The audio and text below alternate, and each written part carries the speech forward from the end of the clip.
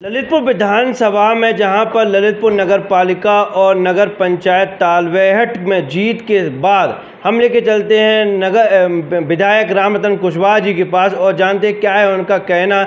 ललितपुर में सबसे पहले ललितपुर की चर्चा करते हैं। ललितपुर में जीत के बाद क्या है उनका कहना, लेकिन समीकरण जिस प्रकार बहुजन समाज पार्टी को मिल रहा था समाज के द्वारा और सारे नागरिकों के द्वारा, और जब मतगणना हुई, मतगणना में एक तरफा पहले ही चरण से भारतीय जनता पार्टी आगे ही रही है। आइए जानते क्या है उनका कहना। नमस्ते, क्या कहना चाहेंगे? नमस्ते। आपके चैनल के माध्यम से पहले मैं अपने नगर पालिका परिषद के आम मतदाताओं को हृदय से साधुवाद देता हूं, धन्यवाद देता हूं कि उन्होंने भारतीय जनता पार्टी के प्रति विश्वास जताते हुए पार्टी की प्रत्याशी श्रीमती सरला जैन को भारी बहुमत से जिताने का काम किया।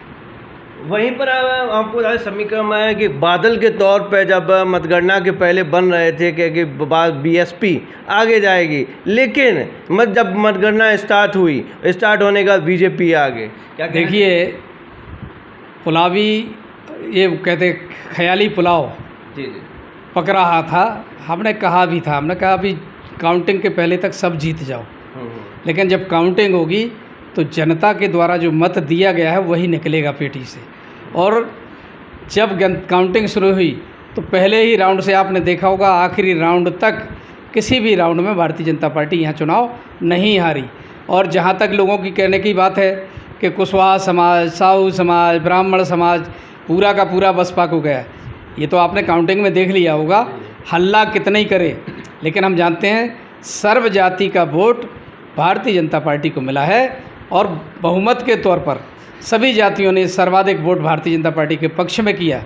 इस कारण भारतीय जनता पार्टी पहली बार 10,000 के करीब वोटों से यहाँ जीती हुई है। वहीं पर पार्षदों की बात करें तो 7 प्रत्याशी जो कि भारतीय जनता पार्टी के थे 7 वार्डों के जीते हैं, तो इनके बारे में क्या कहना है? देखिए, 7 प्रत्याशी, अब चूँकि जनादेश की बात है तो मत पेटी के आधार पर 7 प्रत्याशी हमारे कमल के फूल वाले जीते, लेकिन वास्तविकता में देखें तो हमारे कमल के फूल के साथ जो अपोजिशन के लोग लड़ रहे थे वो 2-2, 3-3 लोग भाजपा के ही प्रत्याशी थे।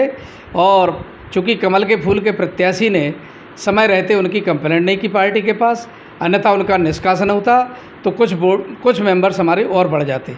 निष्कासन ना होने की वजह से भारतीय जनता पार्टी के लोगों ने हमारे विरोधी प्रत्याशियों को भी मत देने का काम किया, जिस कारण वो जीते हैं। कहीं ना कहीं जागरूकता की कमी नज़र आई, क्या कहेंगे? बिल्कुल सही बात है। हमारे जो प्रत्याशी थे उनकी जागरूकता की कमी थी।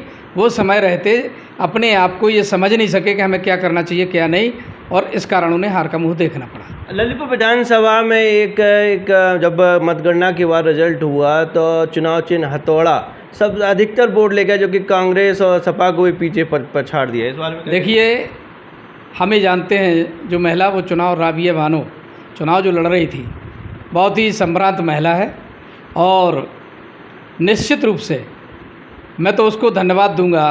कम से कम जनता ने उनको 6-7 हज़ार वोट देने का काम किया। और ऐसे लोग जो पार्टी के अलग रह के चुनाव लड़ते हैं, इन लोगों को राजनीतिक दलों को ज्वाइन करना चाहिए और पार्टी में रह के अपनी सेवा का भाव प्रदर्शित करके जनता के बीच में अपनी छवि को बनाएंगे तो निश्चित रूप से पार्टी ऐसे लोगों को बहुत आगे बढ़ाने का काम भी करती है। और राबिया को जो वोट मिला, ये राबिया अगर चुनाव में नहीं होती तो संभवतः ये वोट ट्रांसफ़र हो सकता था बसपा को, तो फिर हमको थोड़ी सी मुश्किल होती, लेकिन चुनाव हम ही जीतते, हम जानते हैं।